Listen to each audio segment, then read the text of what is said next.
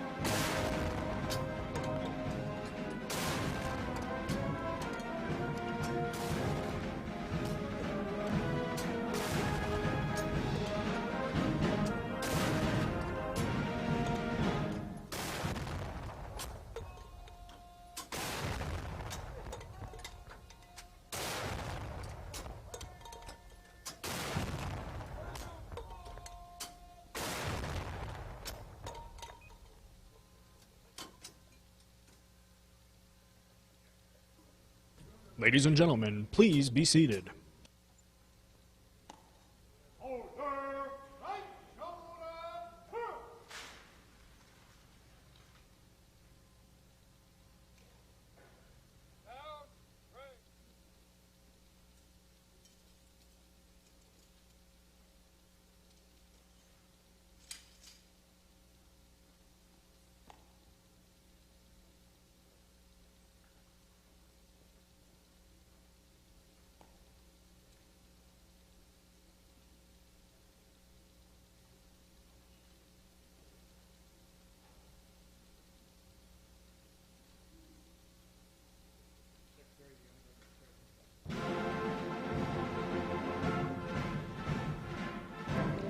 The troops representing America's armed forces and participating in today's review from left to right are the United States Army Old Guard Fife and Drum Corps, the United States Army Band under the direction of Colonel Timothy J. Holton.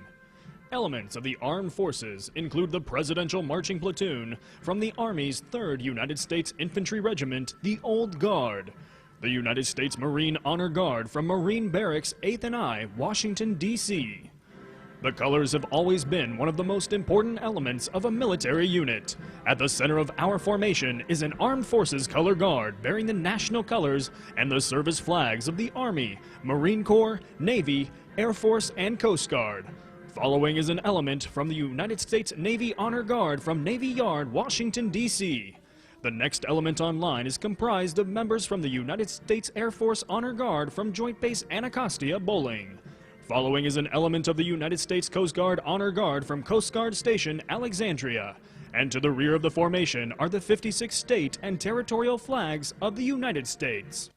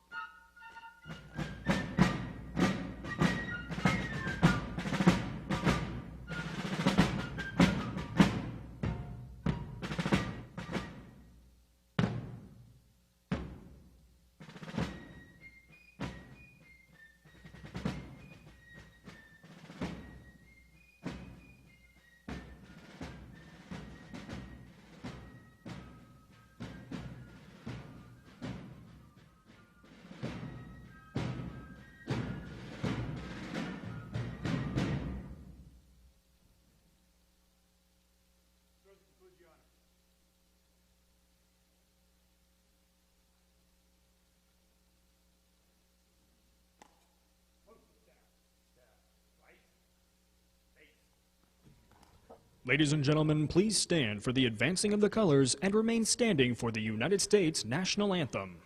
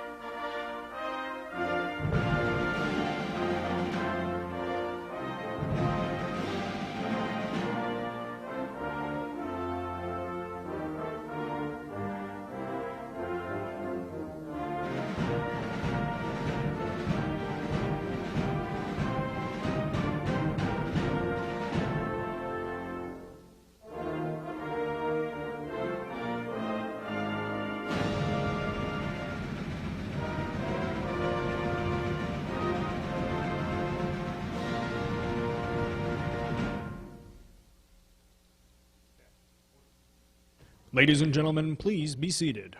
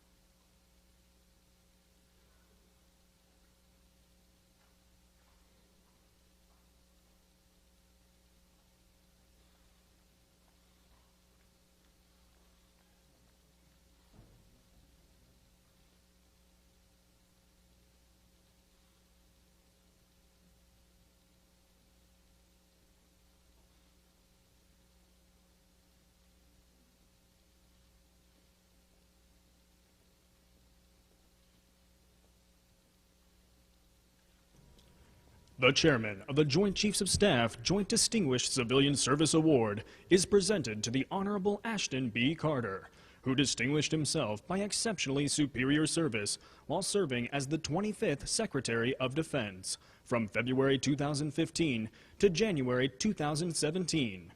During this period, Secretary Carter's steadfast strategic leadership strengthened the joint force while working through some of the department's most challenging resource constraints.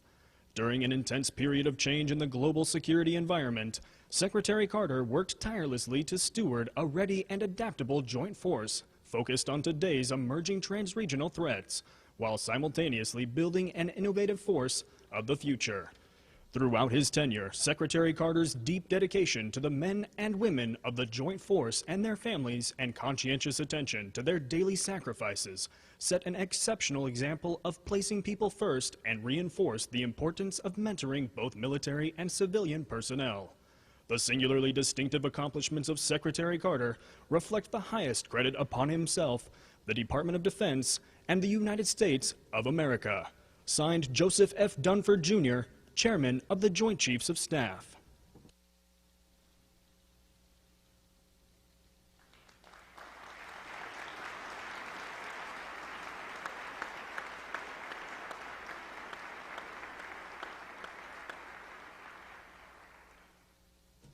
The Distinguished Public Service Award is presented to Mrs. Stephanie D. Carter for distinguished public service to the Department of Defense in a succession of voluntary initiatives to the service members and families of the United States Armed Forces from February 2015 to January 2017.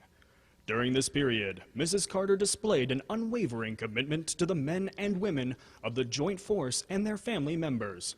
Her sincere personal involvement in their welfare and untiring advocacy for improving their quality of life made an important and lasting impact across the military community.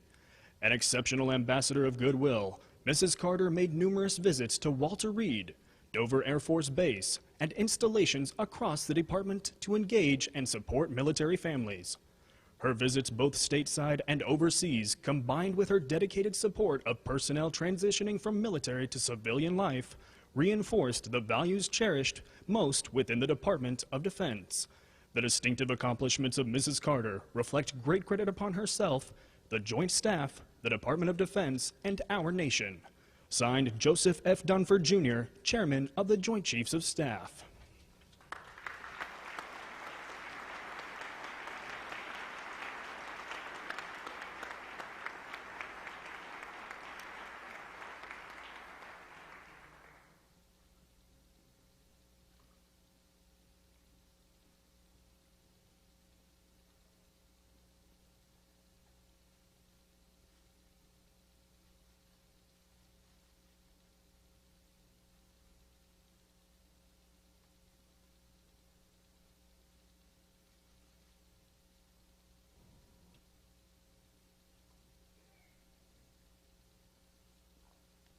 Ladies and gentlemen, at this time, Mrs. Carter is being presented a bouquet of flowers from the men and women of the Armed Forces in recognition of her dedicated service.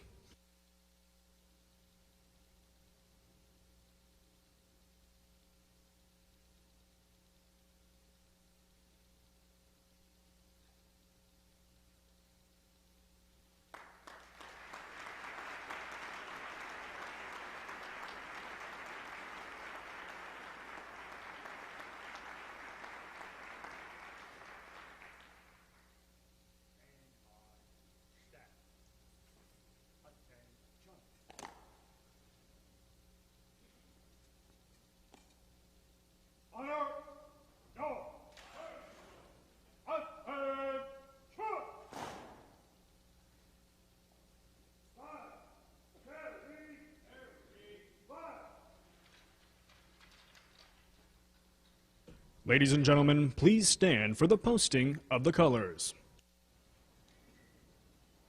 Post the colors. Stand. Right. Face.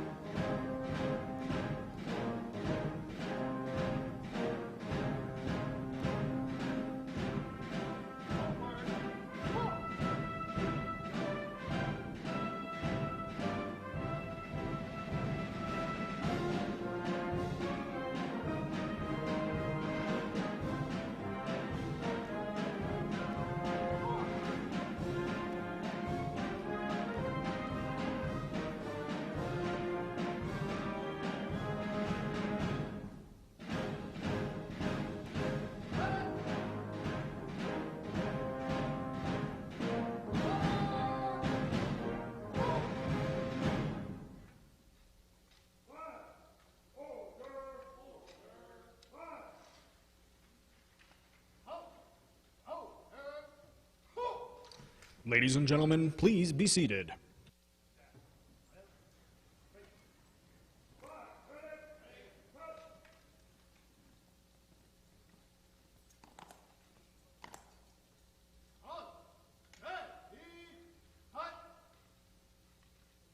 Ceremonial. At peace.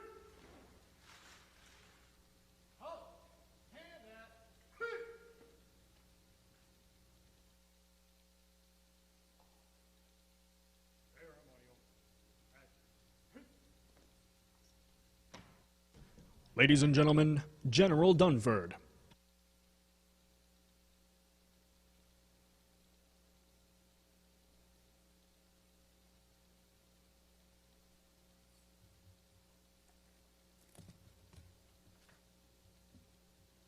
Distinguished guests, ladies and gentlemen, thank you for joining us as we pay tribute to our 25th Secretary of Defense.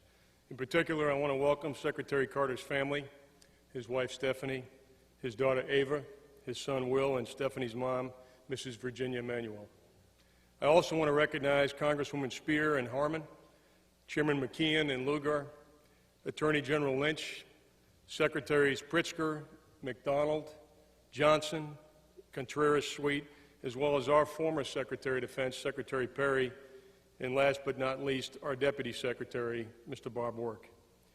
I'd also like to thank the other senior leaders across the department, our service secretaries, our service chiefs, the combatant commanders, our senior enlisted leaders, and others that are here.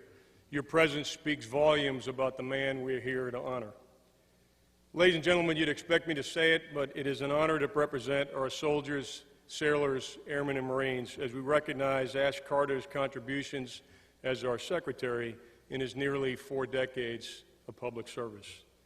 While it'd be impossible to do justice to Secretary Carter's career in just a few minutes, it's not hard to capture the qualities that have allowed him to make such an extraordinary impact. Secretary Carter is a man gifted with a keen intellect. I've never served with someone so quick to identify the key elements of complex issues. He's a visionary. While most of us struggle to tackle today's challenges, he's always been someone who could look around the corner and see where the department needed to be in the future. He has an extraordinary work ethic. In every position he's held, he set the pace, and I can tell you from personal experience, it was fast. He's a man of action. Despite his many years in the department, he was never driven by process or protocol. His impatience with red tape is legendary. He's known for getting things done and demanding the same of others. But perhaps most importantly, despite his passion for accomplishing the mission, he's a compassionate leader who invests in people, and he's never forgotten that they are our most valuable resource. In the end, and most importantly, Ash Carter is a leader. Well, I've heard those qualities have been evident since his early days in program analysis and evaluation and his time as the Assistant Secretary for International Security Policy. I've seen them myself during his time as the Undersecretary for Acquisition, Technology, and Logistics, as the Deputy Secretary, and most recently as our Secretary. I'll share a few examples that highlight the significance of Secretary Carter's contributions. In 2009, he initiated the Warfighter Senior Integration Group, known as the SIG. It was a new organization that integrated the department to cut through the bureaucratic processes and deliver urgent capabilities and resources to the warfighter when and where they were needed. Many of us who are gathered here saw the impact of that initiative as commanders. With one phone call from Baghdad or Kabul, we could get immediate results in solving problems to save lives and enable battlefield success. I believe it's fair to say that no leader at the strategic level played a more significant role than Secretary Carter in fielding the vehicles and equipment that have assisted our troops in meeting the challenge of improvised explosive devices in Iraq and Afghanistan. Mr. Secretary, it'd be hard to overstate the impact of your actions in saving lives and limbs. A lot of soldiers, sailors, airmen, and Marines came home because you cared and because you decisively engaged. As our Deputy, Secretary Carter spearheaded the Defense Technology and Trade Initiative, a bilateral relationship with India that invigorated technological cooperation and collaboration between our countries. It was bold, it was innovative, and it was about getting things done, and it was all just another day's work for Ash Carter. Perhaps nowhere have Secretary Carter's qualities as a leader been more evident than in the fight against ISIL, Al-Qaeda, and associated groups. He's been instrumental in building a 67-member coalition in implementing a military campaign that has significantly reduced ISIL-held territory, degraded ISIL's capabilities, limited its freedom of movement, reduced its resources, and stemmed the flow of foreign fighters in the region. With his energy, commitment, and impatience, he also mobilized action across the U.S. government to put ISIL on a path to defeat. Secretary Carter has been a key leader in our nation's rebalance to the Asia-Pacific region. On his watch, the U.S. military continued to adopt a posture that supports expanded engagement and enhances our responsiveness within the Pacific Command. Despite focusing on his clearly articulated priorities, he also tirelessly traveled throughout all of our regional commands, coordinating and collaborating with our partners and allies, and along the way building strong, meaningful, and lasting relationships across the globe. And thanks to his vision, we're better postured to meet tomorrow's challenges.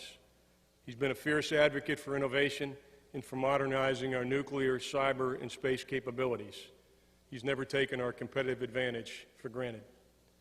And he worked tirelessly to bridge the gaps between defense and the private sector.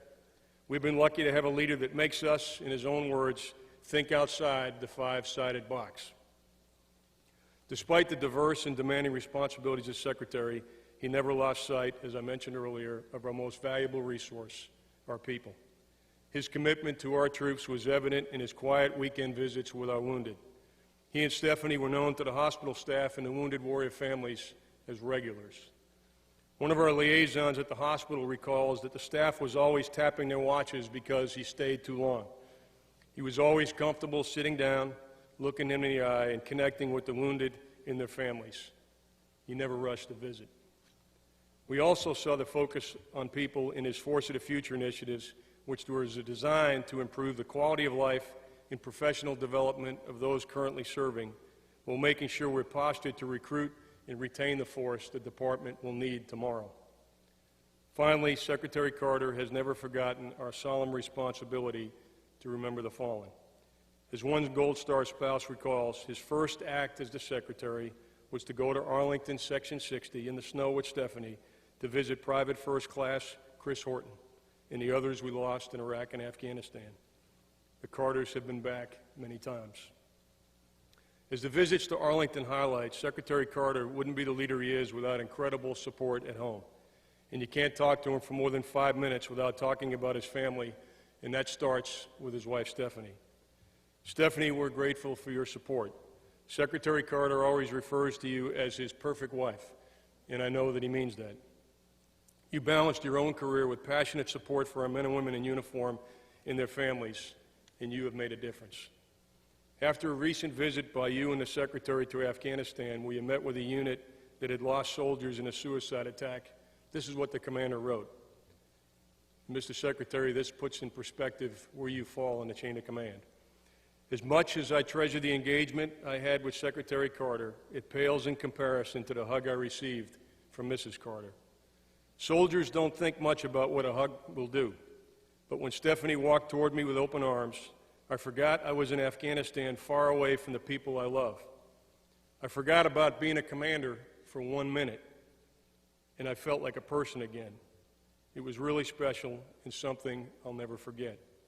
Stephanie, on behalf of all those you've touched along the way and those you have hugged, Ellen joins me in saying thanks. You'll be missed.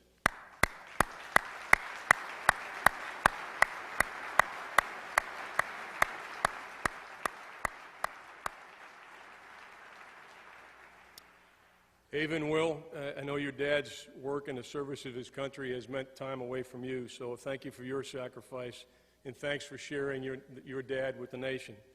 I know you're as proud of him as he is of you. Let me close by saying that when someone retires in the naval service, we refer to it as going over the side. Secretary Carter, as you go over the side, you have what every leader would want to have. You have the absolute admiration, appreciation, and yes, the affection of those with whom you've served. And that certainly includes Joe Dunford and all the other assembled senior leaders that are here today.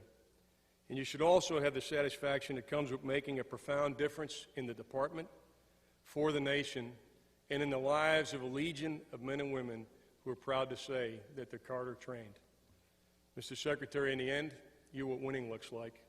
Thank you, sir. We've been proud to follow you.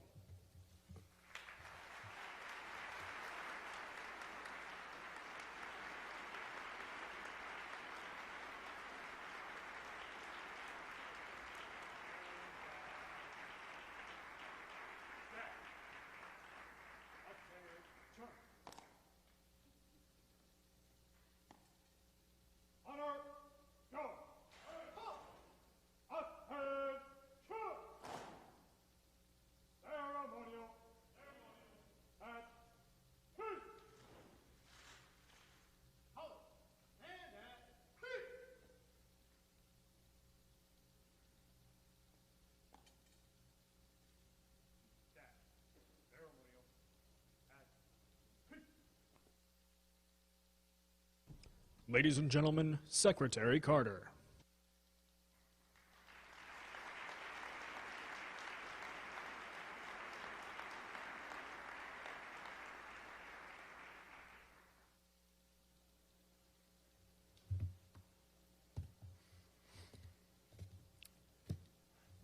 Good afternoon, everyone. Thank you for being here. Thank you, Chairman Dunford, for those kind remarks, and to you and the Joint Chiefs of Staff for the recognition. My time as Secretary of Defense is growing short, and people are beginning to ask me the question, what's the best decision you've made as Secretary of Defense? And I say without hesitation, it's Joe Dunford. Recommending General Dunford to the President to become Chairman of the Joint Chiefs of Staff is my best decision. From him, I've benefited from the soundest and most candid and always trustworthy professional military advice. And he's made sure I got the same from the Joint Chiefs of Staff and the combatant commanders. And Joe doesn't just offer advice and observations, but solutions, whole and rounded out. That's very rare, very valuable. For all of that, for your friendship, thank you, Joe. I've imposed upon Ellen Dunford also. And besides expressing my gratitude to her, I want to recognize all she does to ensure the well-being of our troops and their families. Thank you too, Ellen. Now, last week I spoke of President Obama and of his leadership and accomplishments as Commander-in-Chief in this hall. Now I want to add my deep gratitude for the trust and the confidence he reposed in me in 3 different positions over 8 years. My precious, yes, perfect wife, Stephanie, is here, as are my wonderful children, who've become impressive, accomplished adults in the years I've been here. Stephanie has her own big job, and she can't travel with me often, but when she does, I'm always struck by the effect she has on our troops and our spouses. You know, our all-volunteer force is largely a married force, a family force. And it matters to troops on far-flung bases and around the world when our family shows our love for their family. Angel, I'd not only be a lesser Secretary of Defense without you, I wouldn't even be Secretary of Defense without you. And I truly wouldn't be who I am without you. So it was 35 years ago this year that I first walked the halls of the Pentagon. In those decades, I worked at administrations of both parties and for 11 Secretaries of Defense. And I suppose that makes me the 12th I've worked for. Back then, the start of my DoD career, the Cold War was at its peak, and I worked on the issues of the time: missile defenses, the so-called Star Wars, basing modes for a new intercontinental ballistic missile, nuclear command and control, continuity of government, and more. And when the Cold War ended, the agenda changed. I ran the program to remove and dismantle former Soviet nuclear weapons, and what we would recognize now as the early days of a greater focus on counterterrorism. Then in 2009, I became Undersecretary of Defense for Acquisition, Technology, and Logistics, working on improving the performance of our acquisition programs and on rapid support for the warfighter in a time of large campaigns in Iraq and Afghanistan. And then I became Deputy Secretary of Defense and then Secretary of Defense. Through it all, I've learned how important it is for defense leaders to be mindful of the arc of history and the inheritance they received from those who came before them. Therefore, in addition to setting forth for the President, along with General Dunford, the strategic path we need to traverse to meet each of the 5 challenges we face today, from North Korea, Iran, Russia, China, and terrorism, especially ISIL, there's a whole other side to being Secretary of Defense, and that is to make sure your successor and your successor's successor also has the finest fighting force the world has ever known in the future. I've tried to the best of my ability as Secretary and indeed in each of my roles in the department, to meet that sacred commitment. As we plan for the years ahead, we've needed to face the fact that we've never foreseen the strategic future perfectly, which the arc of my own career with its major changes in the world around me illustrates. And in a rapidly changing, uncertain, and fiercely competitive world, remaining the best will require the best of technology, agility, full-spectrum readiness, innovative war plans, and above all, recruiting, retaining, and developing the people, uniformed and civilian, who will comprise the force of the future. One of the things that makes me proudest about the Department of Defense is its ability to adapt and change.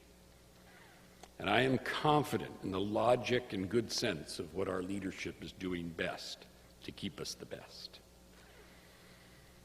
And last, I want to say something about the troops. In troop talks, I always tell them that they are what Stephanie and I wake up for every morning. I'm so proud of them, so proud to be their leader. I tell them they're doing the noblest thing a young person can do with their life, which is to provide security for our people. Only with that precious security can our fellow citizens wake up in the morning, get ready for work, hug their kids, dream their dreams, live lives that are full. Earlier this year, I was visiting basic training, and I went into the bunking area for some brand new recruits. Each stood rigidly in front of his bunk at attention. Now, it wasn't obvious that they really knew who I was, or even what the Secretary of Defense was, but they looked terrified just the same. And as always, I went up to one of them and I said, "Why'd you join us?" He was 18 years old, little stubble of a mustache, alarmed eyes.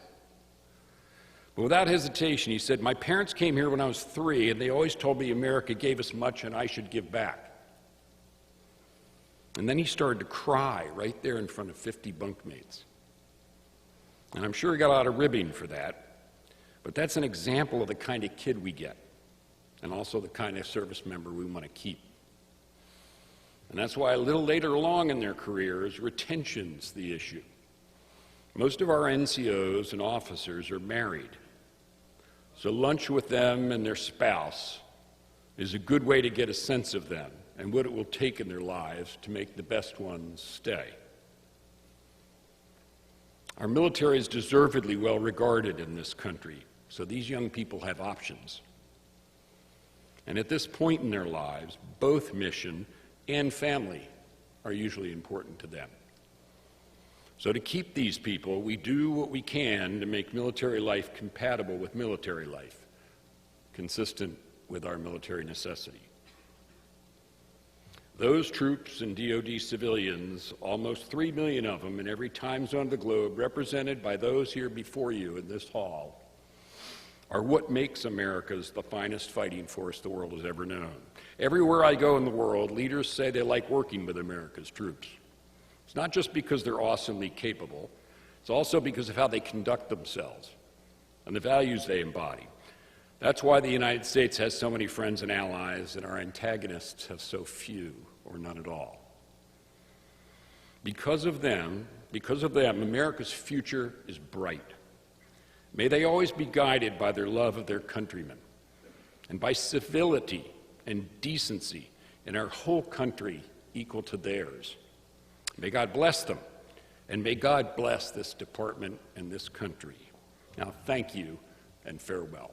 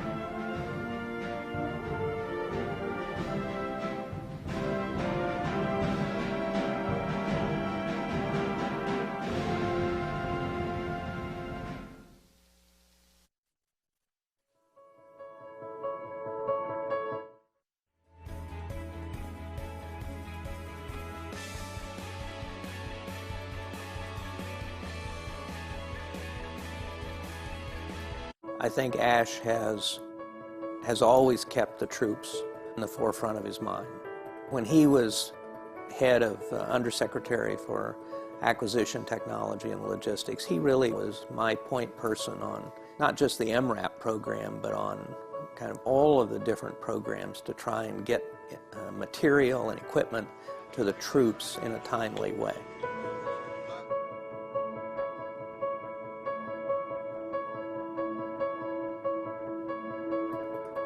Courageous men and women throughout American history have answered the call to serve. And just as they committed themselves to this country, so this country will never tire and never rest until each and every one of them is returned home.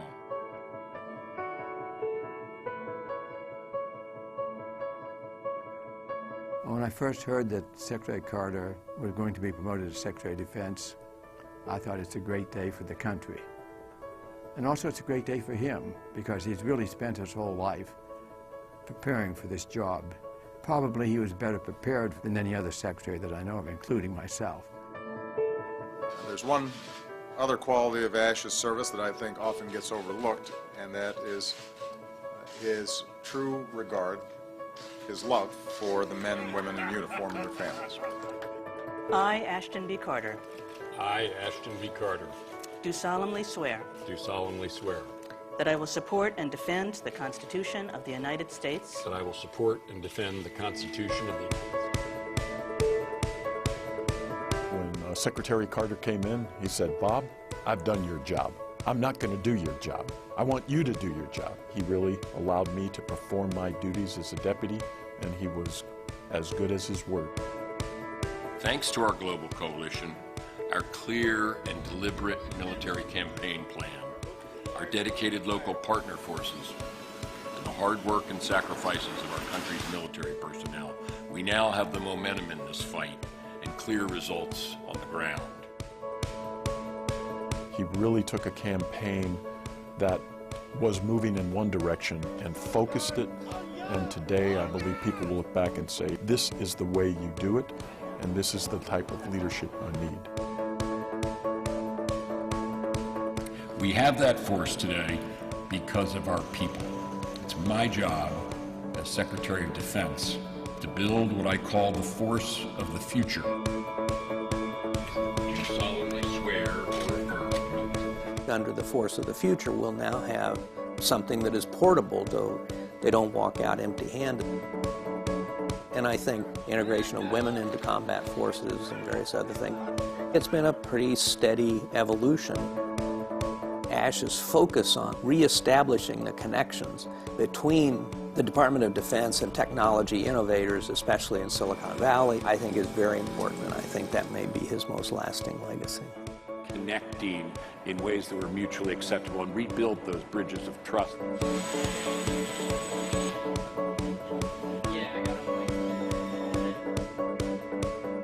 Our nations are making a choice for a principled and inclusive future, one as bright and miraculous as the recent past.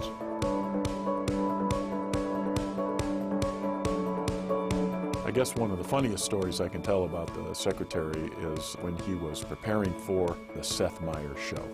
There was a picture of him in Speedo briefs that was prominently put outside of his office. You posed for that one? Sure. And the first time I saw it, I said, what the heck is this?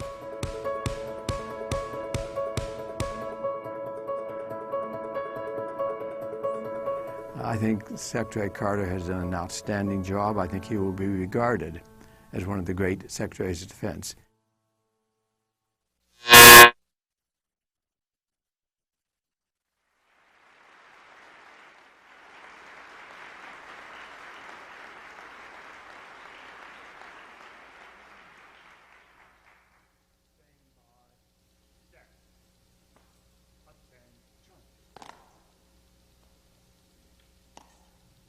Honor, go! Up! Attention!